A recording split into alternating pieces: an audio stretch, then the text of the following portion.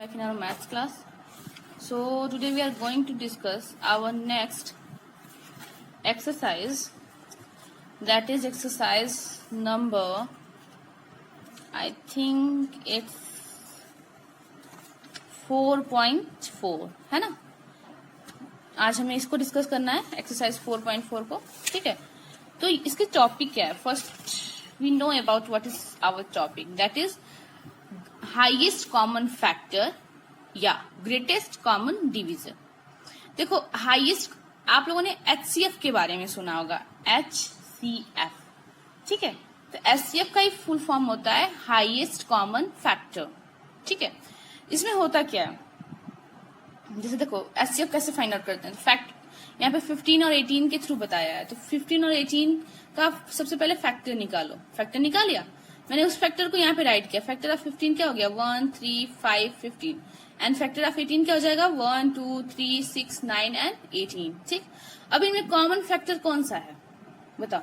In common factor मतलब कि ऐसा नंबर जो दोनों में आ रहा हो, मीन्स 15 में भी हो और 18 में भी हो। तो फर्स्ट तो हमें 1 दिख रहा है ना, और सेकेंड आपको 3 दिख रहा है, और कोई नंबर है नहीं है। तो फर्स्ट आपका 1 हो गया और सेकेंड 3 हो गया। अब इनमें देखो कि कौन सा सबसे हाईएस्ट नंबर वाला है। तो हाईएस्ट कॉमन फैक्टर इसमें क्या हो जाएगा? 3 हो जाएगा। 1 लेसर वैल्यू होगी ना, तो 3 हो जाएगा। ठीक है, तो ऐसे ही हम अपने एचसीएफ को फाइंड आउट करते हैं। ठीक, अब देखो इसका मेथड है एचसीएफ को फाइंड आउट करने का with the help of prime factorization method. ठीक है, तो finding HCF by prime factorization method, इसके थ्रू हम अपने एचसीएफ को फाइंड आउट करेंगे। किसके थ्रू? Prime factorization method. मैंने कल आप लोगों को बताया था। एक देखो, कल मैंने एक प्रोसेस बताया था, एक टॉपिक, बट कोई ना, आज फिर से आपको एक क्वेश्चन के थ्रू हम आपको एक्सप्लेन कर देते हैं। ठीक है, तो देखो एचसीएफ फाइंड आउट करने के लिए सबसे पहले आप देखो यहाँ पे दिया गया फाइंड, एग्जांपल है find the HCF of 108, 144 and 180। तो सबसे पहले जो मैंने कल बताया था ना, डिवीजन मेथड था ना ये, तो इन नंबर्स का पहले हम प्राइम फैक्टर्स निकालेंगे।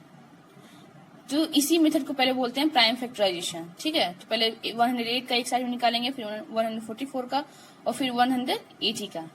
तो सबका हमने प्राइम फैक्टर लिख दिया। लिखने के बाद इसमें देखो कॉमन कौन सा आता है, जो तीनों में जो नंबर कॉमन होंगे, जितनी बार होंगे उतनी बार हम लिख के और फिर उसकी मल्टीप्लाई कर देते हैं, हमारा आंसर मिल जाता है। ठीक है, एक शॉर्ट डिवीजन मेथड भी होता है। इसको कैसे करते हैं, हम तीनों नंबर्स को एक साथ लिखते हैं।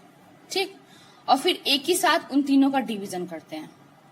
चलो एक एक क्वेश्चन में बता दे रही हूँ आप लोगों को, उसके बाद फिर हम लोग बात करेंगे। ठीक है, देखो एक्सरसाइज क्या है? एक्सरसाइज है 4.4। ए का फर्स्ट क्वेश्चन क्या है? 56 एंड 98। तो सबसे पहले आप 56 का डिवीजन निकालो अलग, ये नॉर्मली बोला है। ठीक है, अभी शॉर्ट मेथड भी बताएंगे, बी वाले क्वेश्चन में शॉर्ट मेथड। पहले आप 56 का निकाल लो फैक्टर। तो क्या ये 2 से डिविजिबल है? हाँ है। 2 2 जा 4, 2 8 जा 16, डिवाइड।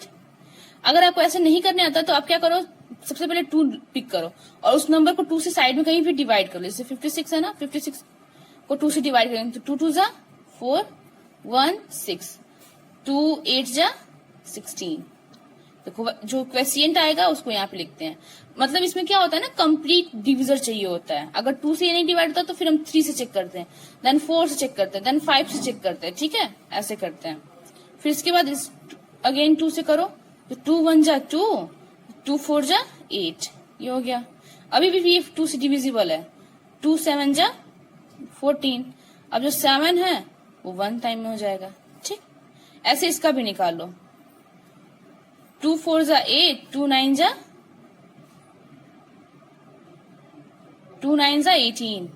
फिर ये देखो ये 3 से डिविजिबल नहीं होगा, 4 से भी नहीं होगा, 5 से भी नहीं होगा, 6 से भी नहीं होगा, 7 से होगा।